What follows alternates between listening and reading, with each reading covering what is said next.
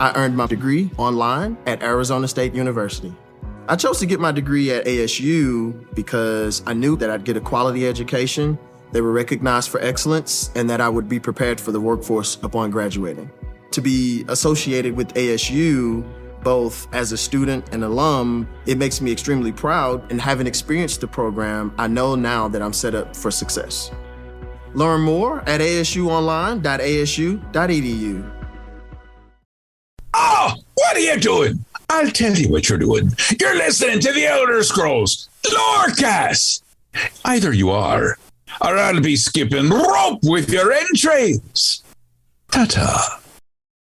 This podcast is brought to you by our patrons at patreon.com/Elder Scrolls Lorecast. Robots Radio.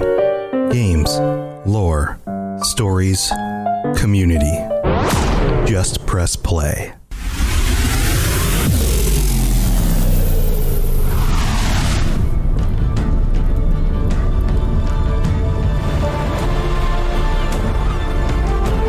Welcome to the Elder Scrolls Lorecast, the podcast where we explore the amazing universe of the Elder Scrolls.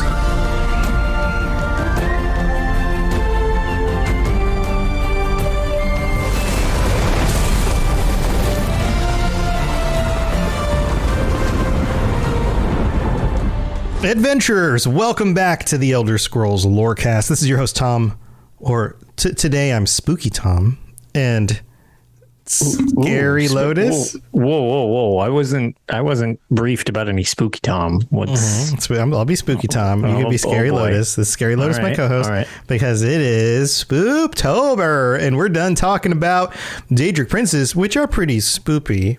I was going to say several of them kind of fit the MO before we even got into Spooptober. Yeah.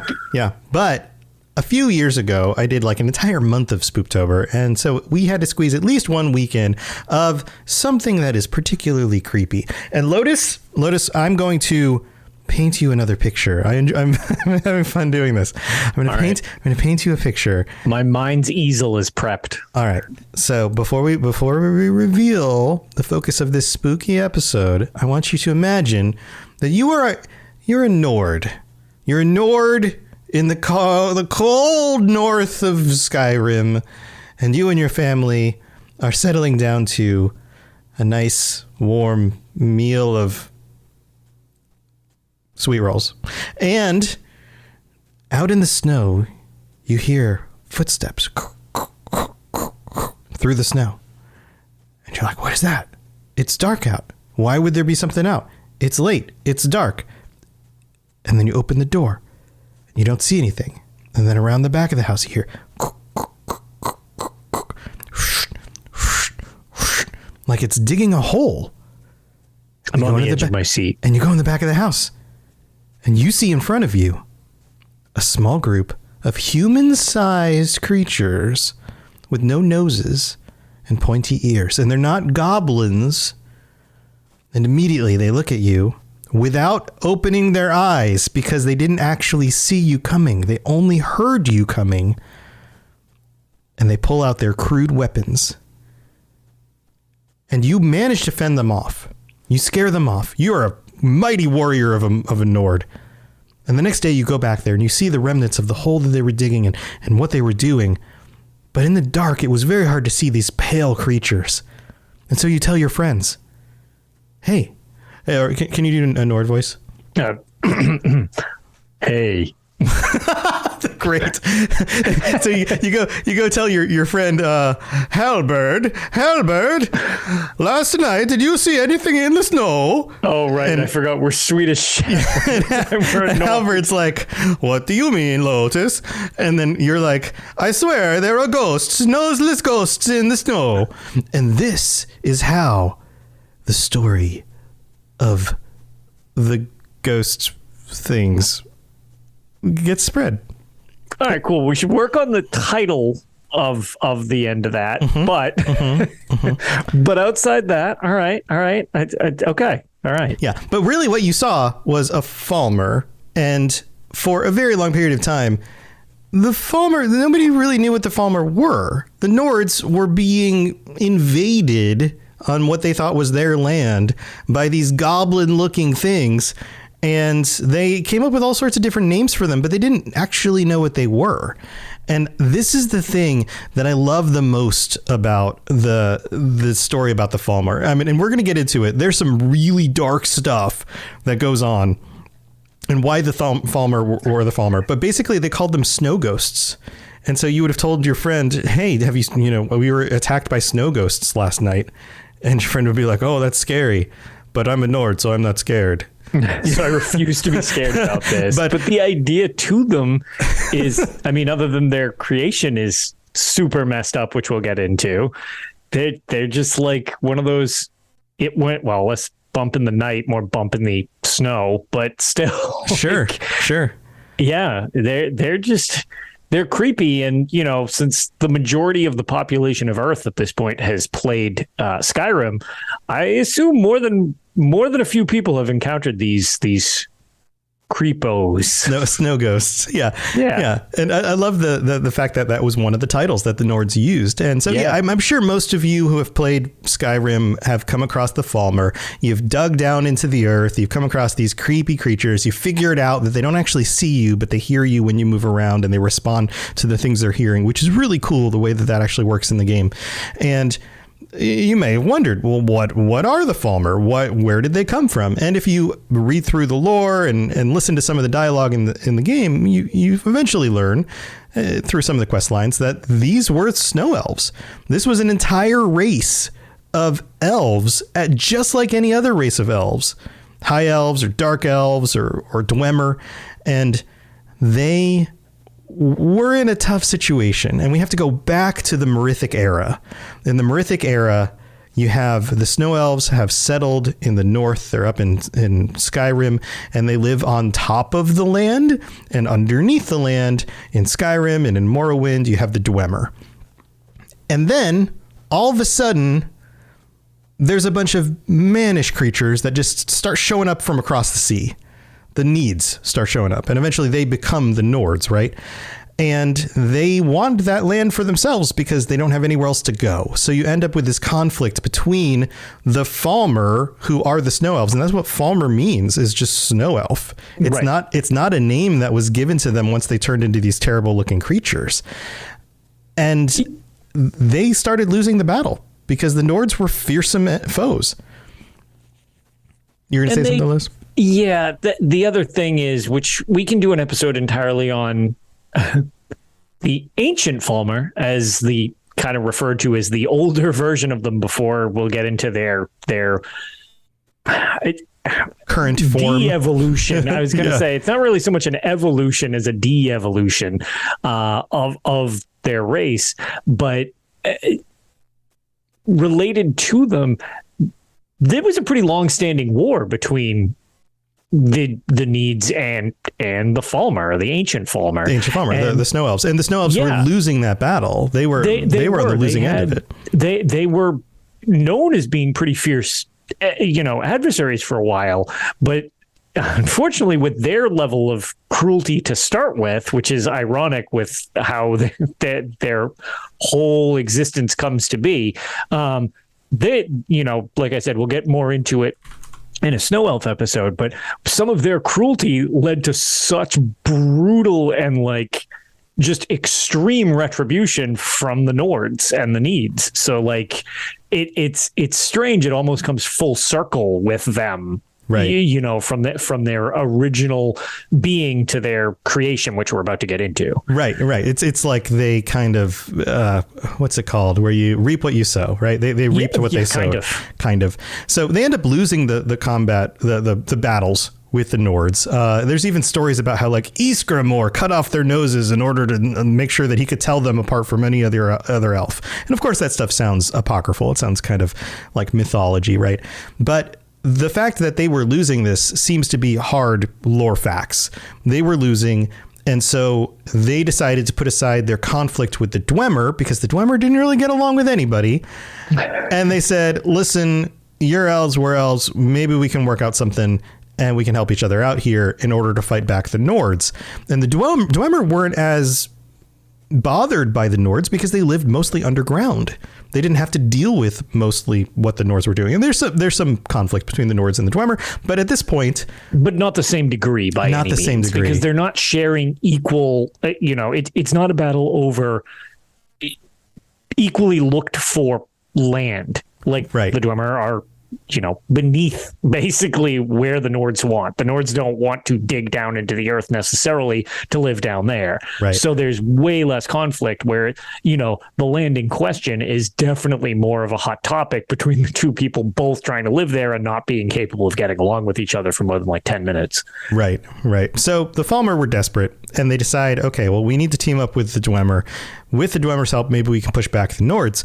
But they had the most to lose, and they were at the losing side of this conflict. And so the Dwemer took advantage of it. And basically, the negotiation went something like this.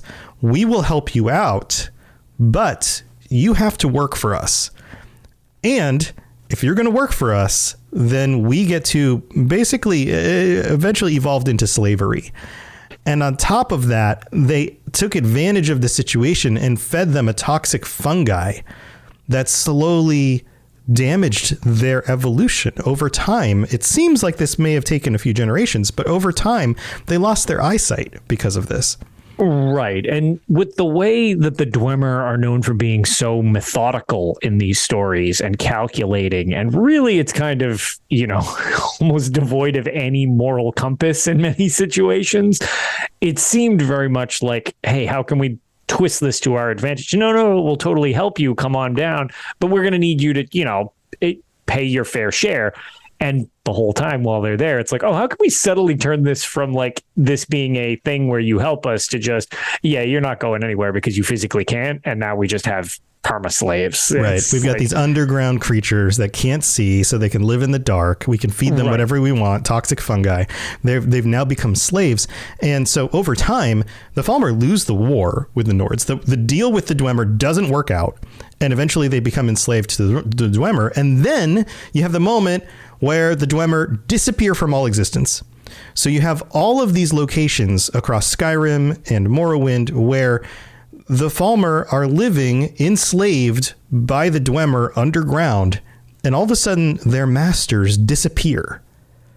But they are not the same thing that they were when they worked out this deal.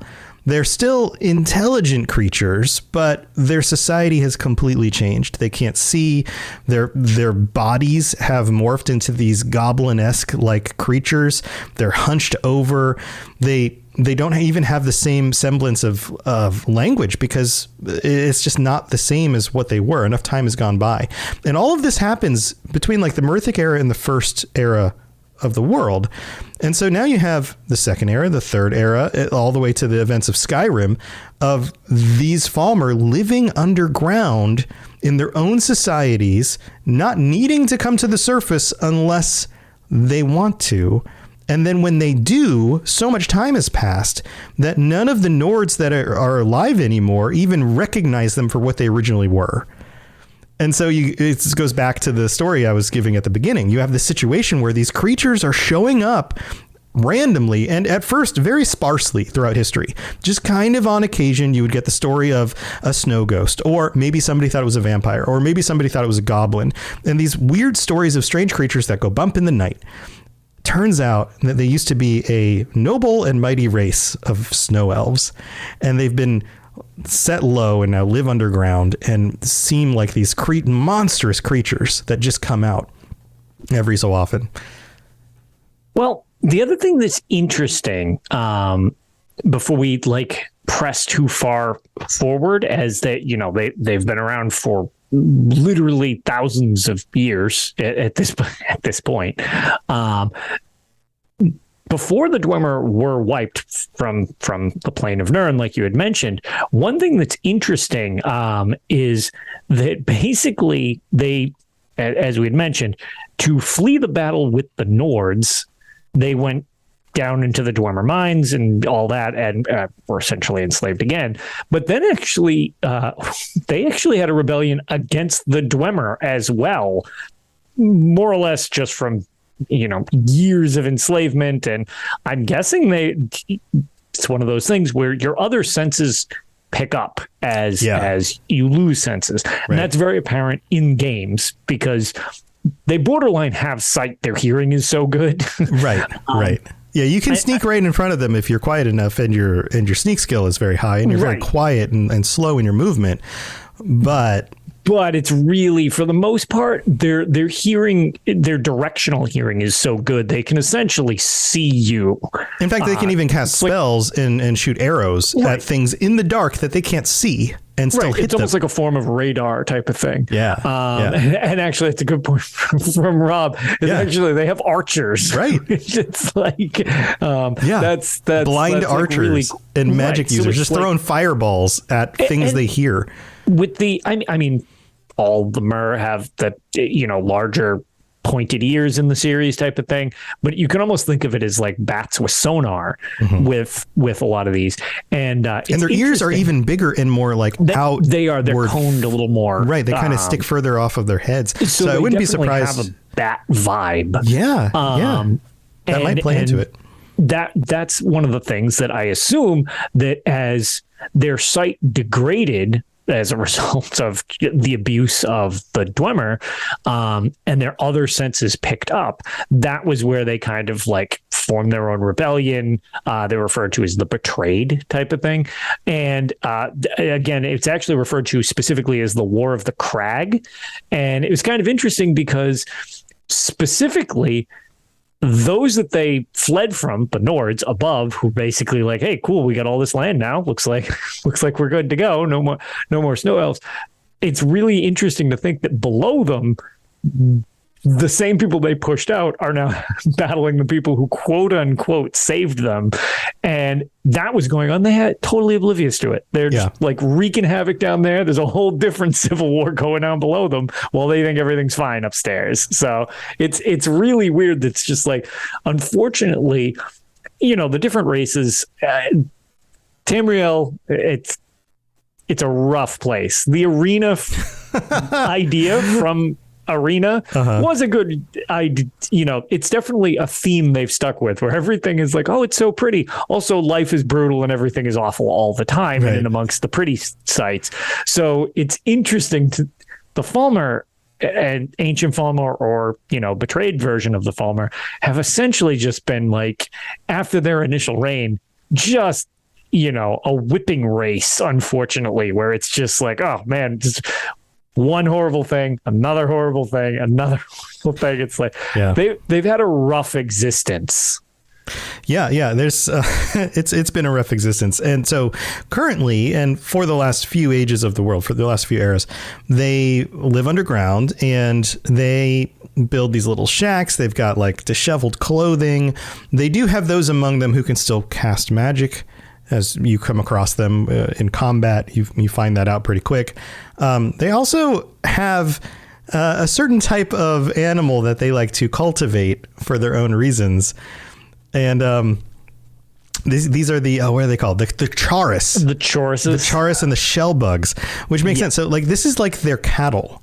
And it hadn't occurred to me that playing through the game that this functions in that way. I kind of thought, and if you actually look at the structure of the buildings, that they have these like pens and kennels for them. Yeah. And in my mind, I was like, oh, it's like their dogs or something. No, this is their cattle. This is what they grow and then eventually kill and then eat. This is their food source. Or use as forms of forms of protection, because they're pretty nasty to deal with if you piss them off. Right. So they keep a bunch of these animals underground. They don't have a whole lot of resources underground. It's not like they can chop down trees or things, and things like fungus that grow underground are not very strong. And so a lot of their equipment that they use is made out of chaurus parts of like shells and claws and bone and these kinds of things. And they've pieced together their own little society.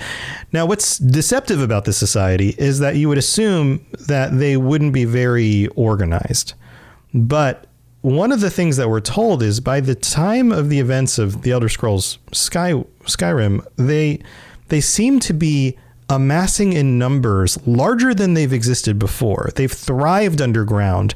And there's even rumor that they might be plotting some sort of takeover of the surface, that they're actually amassing numbers in order to have some sort of coordinated attack on the Nords. Not just these little skirmishes where they just pop up on the surface every so often and run across a farmer or something, but an actual coming back to the surface. And we don't know much about this because we don't have a whole lot of books written by the Falmer explaining their plans and those kinds of things. But it's one of those things that's interesting about the way the lore plays out, in that their numbers have increased and the danger has increased as well, which is really pretty cool. They also have, and this is cool, Lotus, they also have a language and a actual alphabet. And this is something that I really didn't realize. So actually looking at the letters, and you guys will have to pull this up on your own. Just look up Falmer alphabet or Falmer language, and you'll find that they're kind of scribbles. They almost look like Daedric letters, but they're actually written out. And I would imagine that these were more for touching and feeling eventually as they lost their sight, but originally would have been visual. I was going to say they must be more of a carving style than a brush stroke thing, because otherwise how would they be able to use it?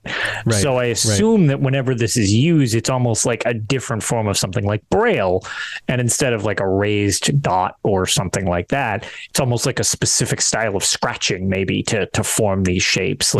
Just using these characters might not be useful. Right. And these letters and things were designed during the time of the Snow Elves, the ancient Falmer, when they could see. But I could imagine that this is still something that they pass down to each other. They still communicate. They still have societies. There's still a level of intelligence among them. So to find these etchings and things is, maybe they still read them. Maybe they still can understand the language. We don't really know. Again, it's one of those mysterious things where you can find old ancient monuments in places where the Dwemer used to live, where the Falmer originally were, with these letters. But who knows? Maybe the Falmer still communicate in ways that we don't understand. So it's one of those mysteries. It may not be a thing, but it might be a thing. And so I feel like it's worth mentioning. Yeah, no, definitely. So, yeah, the Falmer are just super creepy in that, they are the scary things that go bump in the night, and they are that way because they were made into that, because they didn't start that way, and that just by itself is worth doing a creepy episode.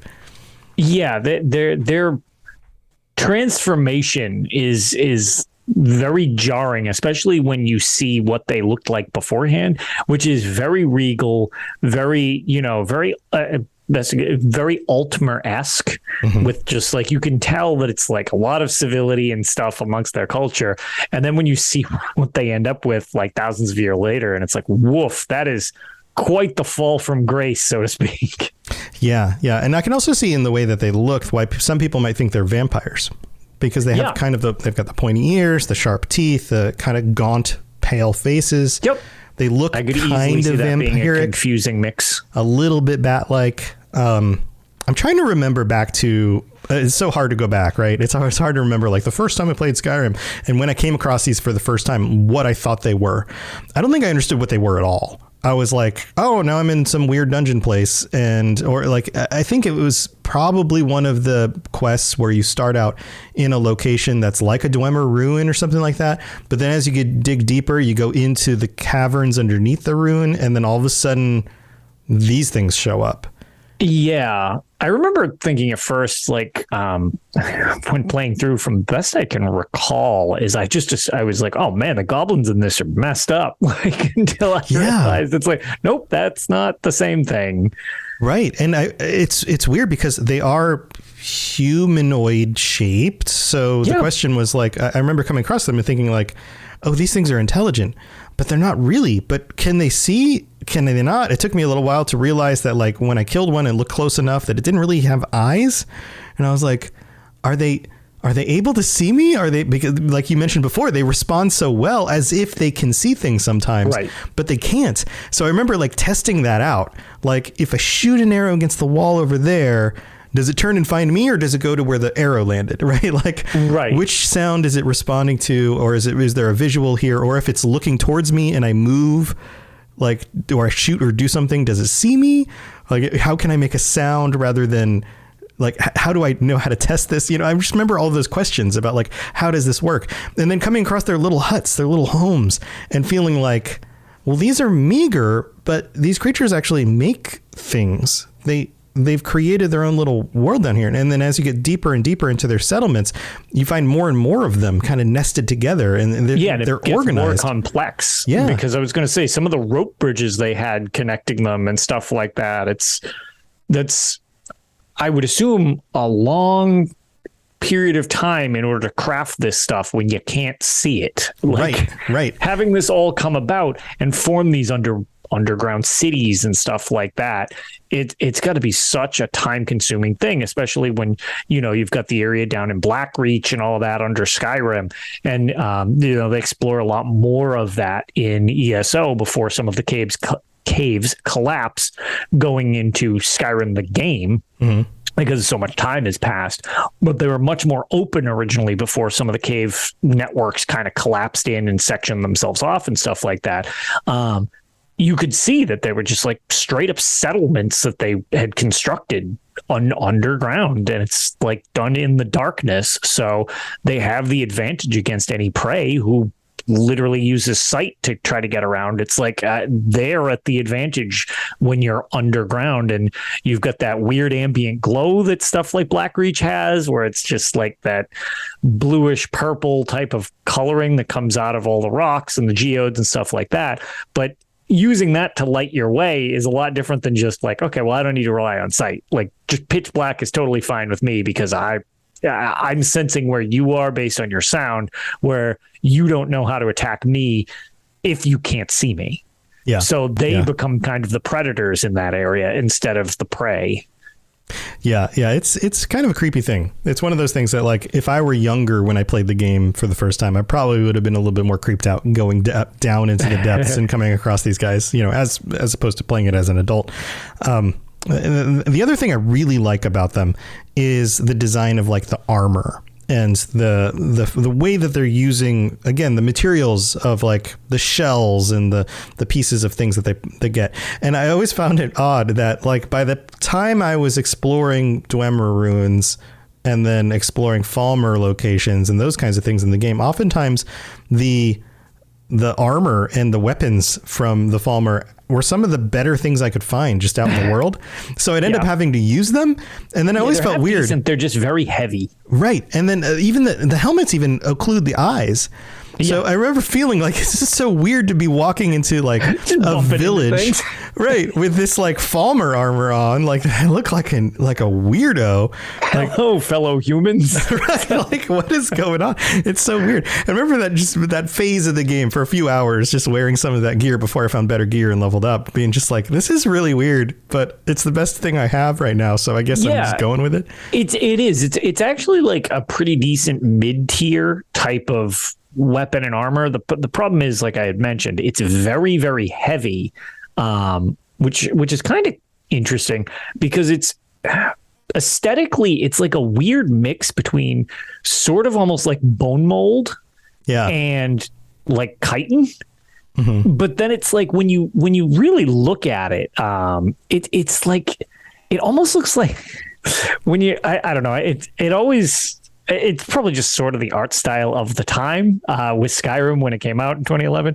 But it always made me think of like when you're in art class and you have like that like modeling clay. Uh-huh. That's what so much of their stuff looks like. Like their shield specifically just looks like this glob of modeling clay that somebody like pounded flat and stuck some bone fragments in. And it's just like, yep, this is my weapon. There you go. Yep, gonna bash you with this. That's it. But apparently it weighs a lot, so... Yeah, well, it makes sense. I mean, you're using the carapace of giant insects in order to, exactly, guard yourself. And yeah. Creepy stuff. I love these guys. I think that they're really cool. And I love that there's more to it. And eventually you find out more about the story and the relation to the ancient snow elves. And we'll have to do a lot of that stuff on its own episode where we can dig more into... an ancient Falmer episode as opposed to, you know, the current Falmer. Right. And the snow elf, the ancient snow elf that you get to meet, and all of the events that go with that. So we'll save that stuff for another episode. But we need to take a quick break. We're going to thank our patrons, and then I'm going to be back because I want to read from you another one of the books. So this has been fun reading one of the books at the end of the episode. So we'll do the break, and we'll be right back. This is Miss Morlock, Dragonborn, and you are educating yourself to the Elder Scrolls Lorecast.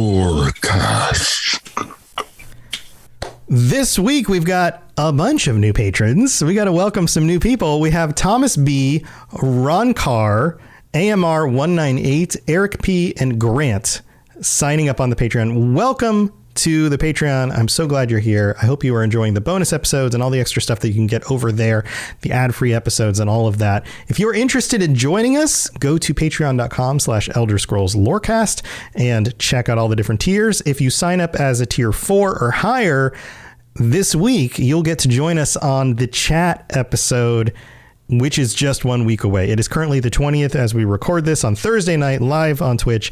And on the 27th at 9 p.m. Eastern, 6 p.m. Pacific, we will be meeting with our patrons to discuss something.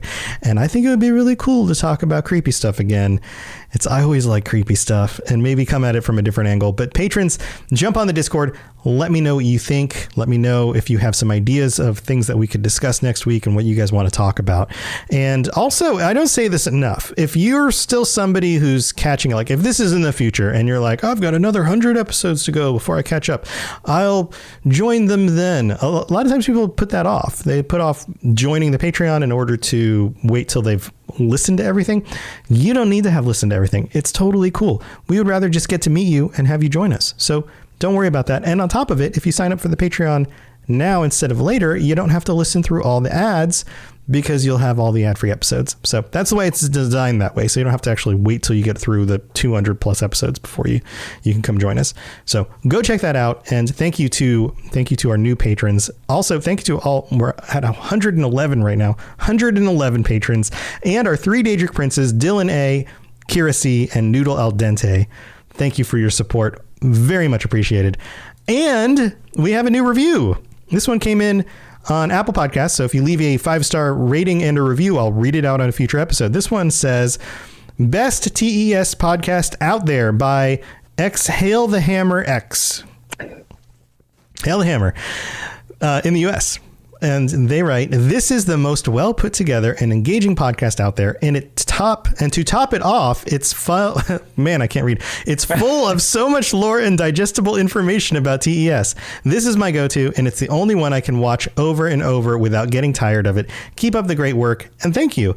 And they mentioned watch here. I wonder if they're watching the YouTube version of the show, which I'm glad they enjoy it. Has and a small inability to read the review, but small, but a little, quaint little audience over there. Hey, it's why it's there. I was going to say, just keeping it available for however people like to check it out, I guess. Yeah, and listen to me stumble over words. So Thank you so much, Hail the Hammer, and everybody else for supporting the show. We really appreciate it. All right, let's move on with the rest of the show. You're listening to the Elder Scrolls Lorecast, dear child of cities. That is why the Night Mother loves you. So when we were prepping for this episode, I told Lotus, I was like, hey, Lotus, I want to read another story. There's one I want to read about the Falmer. And he's like, I think I know which one it is. Yes, this is a good one. This one is called Ghosts in the Storm. It's also an inspiration for a bit of the little intro thing I did. Yeah. Ghosts in the Storm by Adonato Leotelli, author's tale of his encounter with the Falmer. For many years now, I have traveled the length and breadth of Skyrim, writing of my experiences and my adventures. I have seen many wondrous sights and many strange creatures in my travels, but one encounter remains fixed in my memory, though I wish it were not. I had taken up traveling with one of the Khajiit trade caravans that crisscrossed Skyrim, peddling their wares outside the gates of the large cities. By the way, this just occurred to me. Wouldn't it make sense for the Khajiit come from like a hot desert land? But man, it's got to be beneficial to have all that fur in the cold north. Oh, yeah. No, it's a double win. Yeah. Double win. Yeah. Always play a Khajiit in Skyrim. Anyway, going on. We were nearing Windhelm, which, by the way, I didn't mention in the first part of the show, the slaves the Falmer slaves of the Dwemer actually helped build Windhelm. It's another funny little lore tip. Yeah, that's actually a good little side note. I don't know. Part of why I think it's included in this story is because it's relevant to the Falmer. So I was nearing Windhelm when the storm struck. It was a violent and terrible gale, one of the very worst I have seen in all my long years. The winds howled like all the Daedra of Oblivion, and the driving snow made us blind to the world. Risad, I suppose would be his pronunciation in Khajiit voice, called a halt, and we staggered from the road, our hands held over our faces to ward off the stinging pellets of ice. We huddled together in the shelter of a corpse of pines. There was no hope of raising our tents. The wind would tear them from our hands the moment we unpacked them. They struck at the height of the storm. There were perhaps half a dozen of the creatures. It was difficult to say as the blowing snow and howling wind overwhelmed our sight and our hearing. And like Lotus has mentioned, that's not a problem. Well, at least the sight part for the Falmer. Yeah. So that's a one-way problem for this situation. Right. They were roughly man-sized, but hunched over and ugly. For garments, they were only rags and leathers. They were armed with daggers and swords and various kinds. No doubt scavenged from their previous victims. They had no noses to speak of, only long slits for nostrils. Their ears were sharply pointed, suggesting a distant kinship with the elves. With their pallid skin and lifeless black eyes. Oh yeah, most of the time they've just got that like what looks like skin over the eyes, but some of them do look like they've just got like black. Yeah, beady little black eyes. It's just like they don't even look around. They're just kind of there, right? They seemed like something out of a nightmare. Bisha saw them first, but too late to save herself. So loud was her death cry, we heard it over the roaring winds. That cry saved us all. Alerted to the presence of our foes, the Khajiit drew their blades and formed a circle, facing outward. The white fiends were too few to surround us completely, and the Khajiit fended off each attack. After 3 of the snow devils had fallen, the rest fell back and did not come at us again. The storm abated, and we arrived in Windhelm the next morning. I have taken up residence in Candlehearth Hall, and I find I'm quite comfortable behind the towering stone walls of the city. Comfortable, at least until I go to sleep and visions of those awful creatures return to haunt my dreams. Spooky stuff. This idea of these like creatures just coming out of the snow, and you have no idea where they're from, no idea of like the complexity of their history or even their community groups. Like these aren't just beasts in the wild. Right. And it's one of those things, since originally they were so much just like an underground race after all these years. It's interesting that in the time of Skyrim, they've started to come surface side. And it's like, is there more of a reason they're starting to come surface side? Or is it just, because it's not even just like just barely outside some of the caves. Some of them have strayed pretty far out. It's like maybe they're, as a whole, they've decided, that's enough being down here. Maybe it's time to see if we can reclaim the surface. Yeah, if you think about the reasoning for doing it, they have the food they need. They have all of the resources that they need underground. In fact, they're very well designed at this point, or evolved or devolved, to live in the tunnels and the caves that they live in. They've got food, they've got community, they have everything they need. Why risk the surface where they're at a disadvantage unless there's some sort of greater purpose? So the other thing that it's not really ever addressed anywhere. And ironically enough, this situation of them kind of attacking in the snowstorm is like a weird parallel to what I kind of want to bring up. But one thing that I've always thought is an interesting just what if, as they can roam out of the caves and stuff like that. One of the benefits of being encased in caves or underground will give you a better sense of directional sound because it's an enclosed area. Mm-hmm.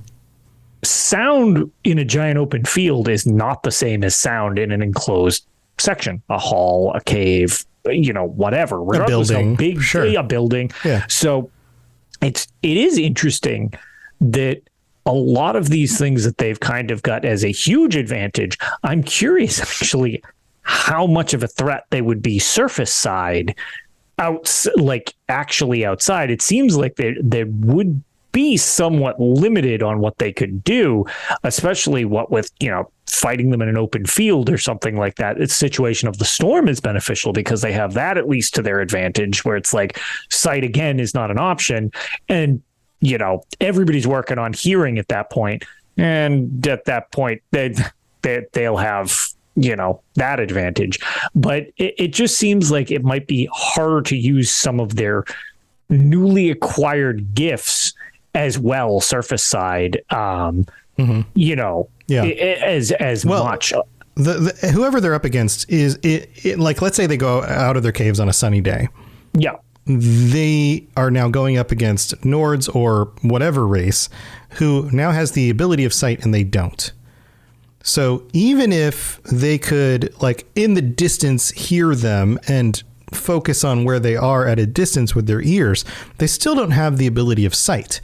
So somebody could sneak up behind them. Right. They wouldn't even have a sense of being able to organize in, say, rows for, like warfare tactics, because they just aren't organized like that. And you have to be able to see in order to line up in a row. Right. It's very hard to hear your way into your place in a row. Like, that doesn't really work. So it seems like the heightened qualities of hearing and smelling and those kinds of things work in a more confined space because there's less room to move around, but would also be beneficial in like a storm or in the middle of the dark. Like, they are designed not for massive groups of siege warfare, the way that the Nords could do things, but as guerrilla forces coming out when it's disadvantageous to whoever they're attacking. So I would imagine a force of Falmer organizing and taking on the Nords of Skyrim would be like bandits showing up late in the night. Like, imagine if the city of Markarth was sieged through tunnels that come up into Markarth, and then a bunch of Falmer come out at night while most people are asleep. And even the guards with their torches would be at a disadvantage because these things could hear them, hear the crunching of the torches, hear the clanking of the guards' boots, and then maybe take them out before they're able to respond, and then break into homes, kill people in their sleep, all of that kind of stuff too. So I would imagine that this would be much more, it's almost like a bunch of ninjas taking on people in the darkness, right? Rather than, showing up and saying like, we challenge the Nords to war, and then marching like 1,000 strong in big lines with spears. And, I don't think they're going to do that. But a coordinated effort across a major region of Skyrim where they take out all the villages all at the same time in different places would be extremely scary. Right. You just constantly have that like looming fear of random attacks, basically. Right. From an enemy that you kind of don't really have a lot of understanding of because they've just been so sectioned off for so long. Right. And they're living underneath you. It's not like there's a safe place to go because they could just come out of another hole in the ground, as far as you know. Yeah. It's frightening. It's like when you think about the way that would work, like, they're literally just this looming threat just hovering in the darkness, essentially. Right. Like, have you ever had a creature in your yard that you didn't want that burrowed in the ground? Like a possum or something like that, right? Drives me mad. Right. Now imagine that thing's man-sized and there are a few more dozen of them down there, and they'd be happy to just murder you and take all your stuff. Yep. That's very scary. That's very unnerving. That's very unnerving. It's one thing to deal with like a possum in your backyard. It's another to be like, Falmer? That's rough. That's rough. So that's why I think that these guys are scary, and I think that they're kind of a fun thing. Anything else you want to bring up about the Falmer before we wrap up the episode? Not really. I think we kind of covered a lot of it. Like we had mentioned, we're gonna do something separate on like the snow elf version of them in their ancient form, because although they are the same, they are just like a literal different version of it. they feel better as two separate things. And you can look at it from a different perspective. I want to look at the world from the perspective of the Falmer in this one, and to see the world from the perspective of the ancient snow elves is a very different kind of thing. Very much so. And it's actually, Rob has a great analogy. It's the Chimer and the Dunmer. It's like, well, okay, yeah. Technically, yes, but it's a different scenario, and it very much feels that way, especially because over time and after all of this, so very much has changed with them, and they really are essentially unrecognizable. Yeah. Do you think, last question, do you think we're going to see more Falmer in Elder Scrolls 6?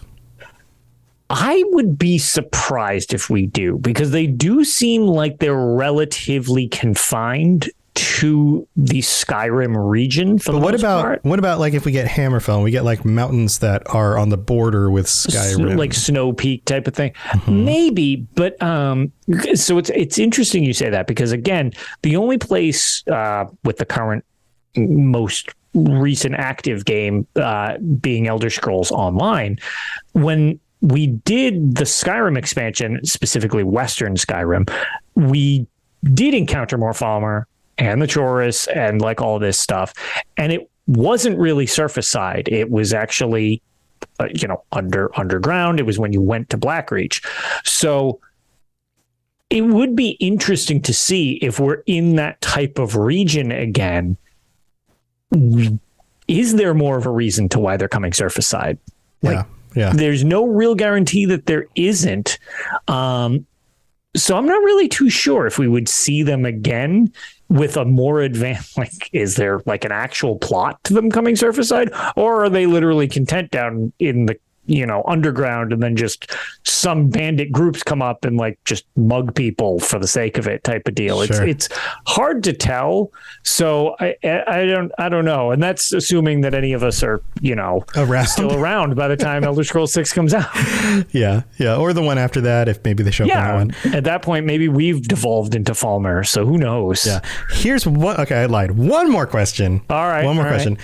So there is speculation. I did a video about this on my YouTube channel. Go check out Robots Radio on YouTube. I do YouTube things. In fact, I do have these hilarious Skyrim VR videos where I'm doing ridiculous things like petting the horses, actually petting the horse, and some ridiculous. Go check that stuff out. But anyway, that's not why I brought this up. There is a rumor that Starfield will have ray tracing. So like RTX ray tracing light, and you can ray trace other stuff too, but mostly game devs use it for light.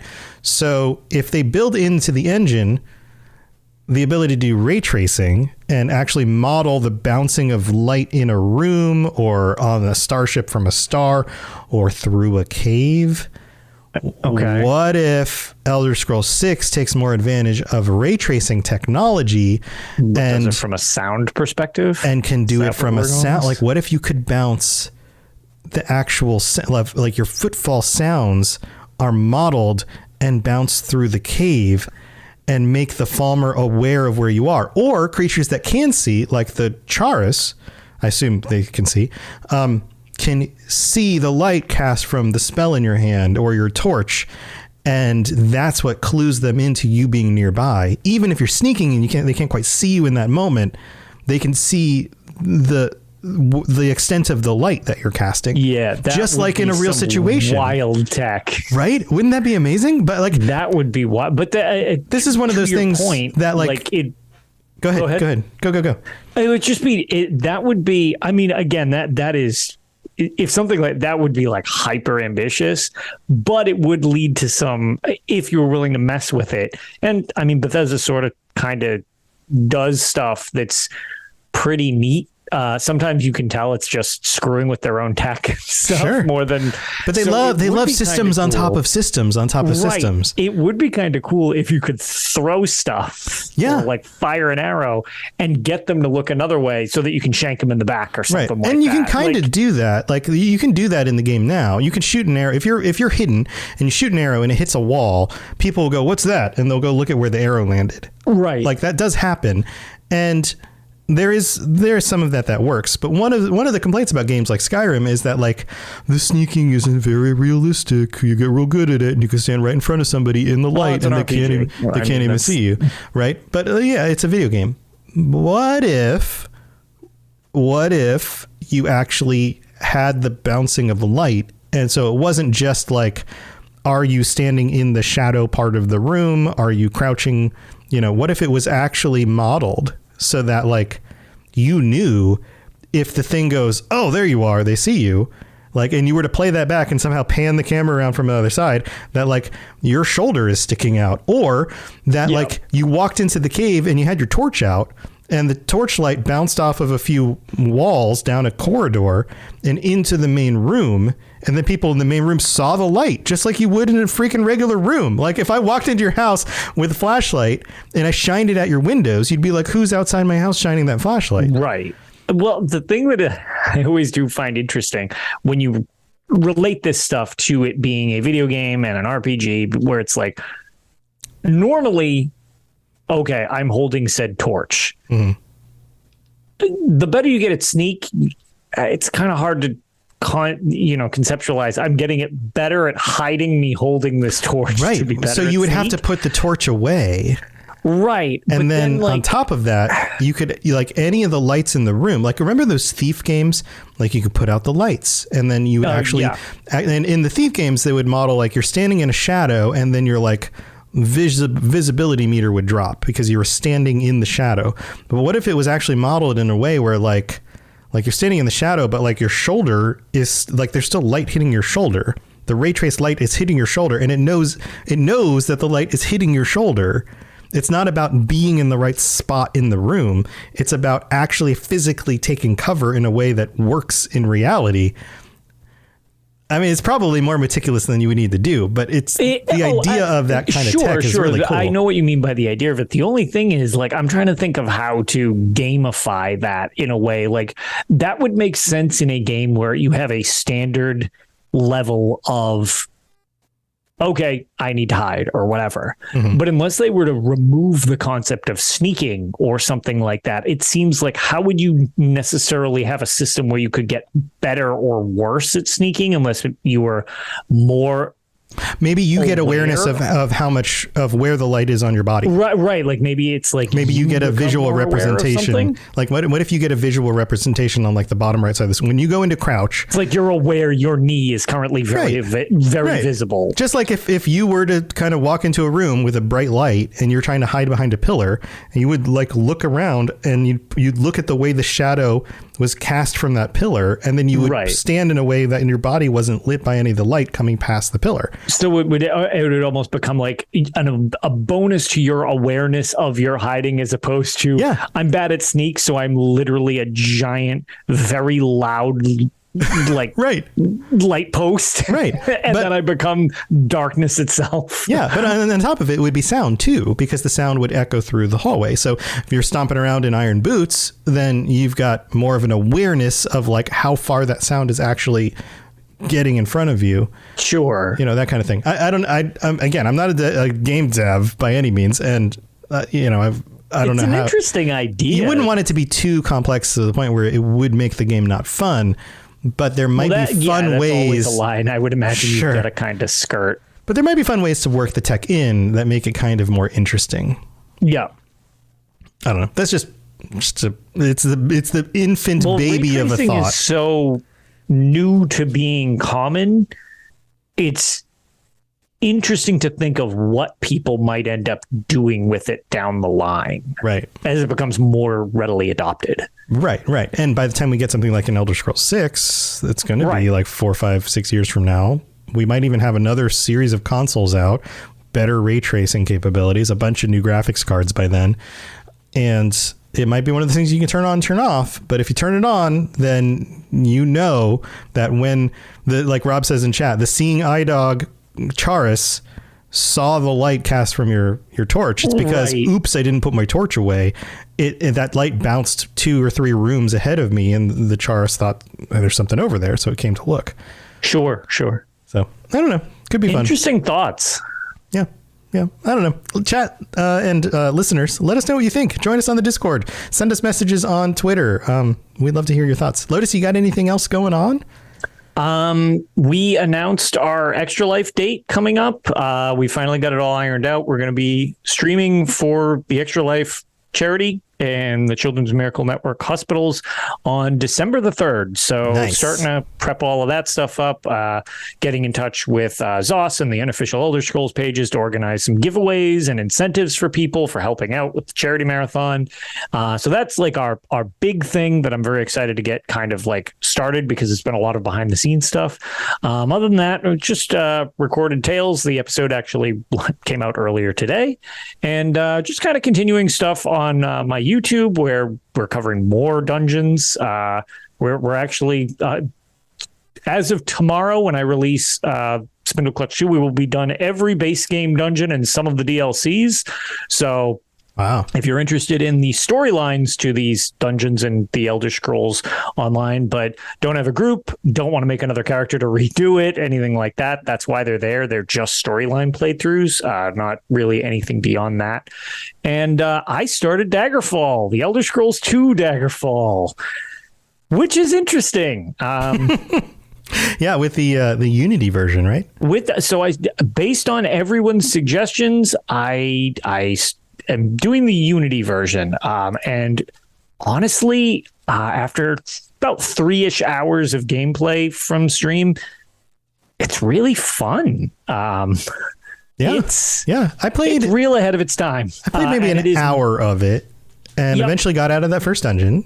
Okay. Yep. And then traveled across a good swath of a continent, even though the continent is huge. It's comically large. It's ridiculous. It's comically large. Yeah.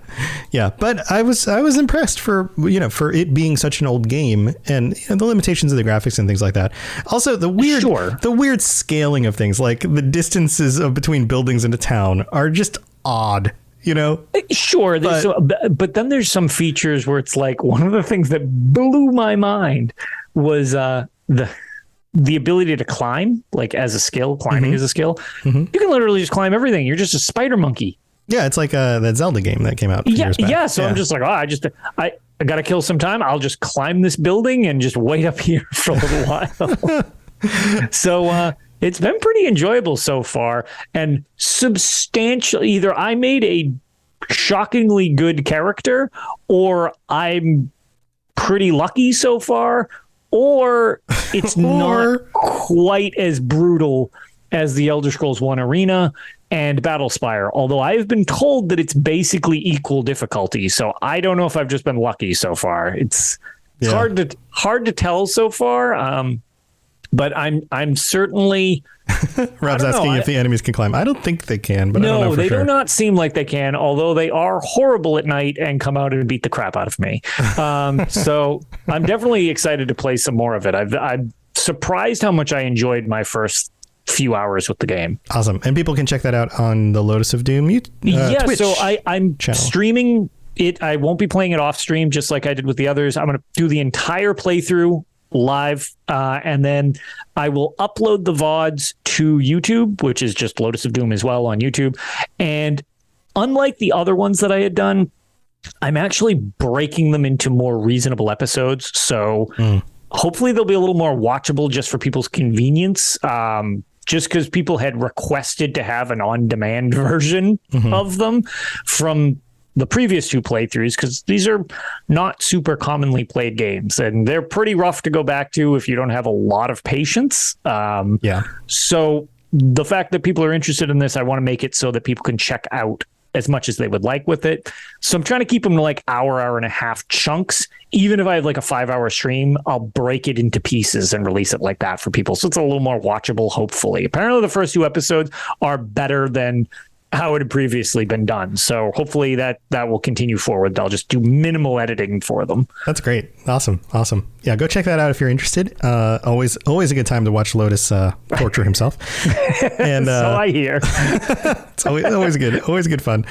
And I've got all my stuff, all the shows on the network, robotsradio.net, a bunch of other stuff there, and my stream over at twitch.tv/robotsradio, where I'm doing some wacky Skyrim and Fallout VR stuff. VR stuff is very entertaining so far. Have you seen the videos? Yeah. I watched the one you posted in Discord. There's a second one, I think. I haven't seen the second one yet. I saw the first one with the Barbas thumbnail because you were looking for input on the thumbnail idea. Yeah, so I've changed the thumbnails. The one I've seen so far. I'm playing the YouTube game where I keep changing the thumbnails and the titles to see if I can increase the click-through rate. It works. Screw with it. It absolutely works. Really? Well, it's funny because I might pick your brain a little after the show. This is like super behind the scenes. Yeah, no problem. I was going to say, because as I say, like you're the reason I actually love my title screen for the Dungeon Tales series. You just like punched one up.